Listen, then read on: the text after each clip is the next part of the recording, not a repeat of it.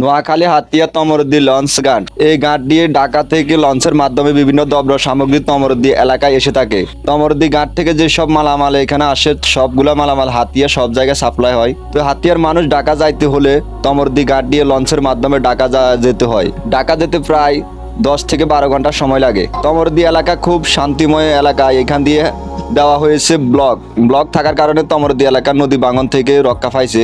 আর হাতিয়া ননচিরাঘাটে নদী ভাঙন রোধ এখনো হয় নাই। এখানে ব্লক না দেওয়ার কারণে হাতিয়া ননচিরাঘাটে নদী ভাঙন চলতেছে, যার কারণে হাতিয়ার পরিস্থিতি ননচিরাঘাট দিয়ে খুবই খারাপ। তো হাতিয়ার তমরুদ্দি ঘাট অবস্থা খুবই ভালো। এখান দিয়ে ঢাকা থেকে লঞ্চের মাধ্যমে বিভিন্ন মালামাল এই ঘাট দিয়ে আসা হয়। হাতিয়ার কোনো মানুষ ব্যবসা বাণিজ্যের জন্য কোনো দ্রব্য সামগ্রিক ঢাকা থেকে আনতে চাইলে এই লঞ্চের মাধ্যমে এনে থাকেন। তো হাতিয়া তমরুদ্দি ঘাট হচ্ছে একটি বাণিজ্য এলাকা। এই বাণিজ্য এলাকা খুব বৈচিত্র্যময় এলাকা। তো হাতিয়ার ভাই বেড়াদা যারা আছেন, অবশ্যই ভিডিওটি ভালো লাগলে আপনারা অবশ্যই ভিডিওটি শেয়ার করে দিবেন আর পেজটি ফলো করে দিবেন।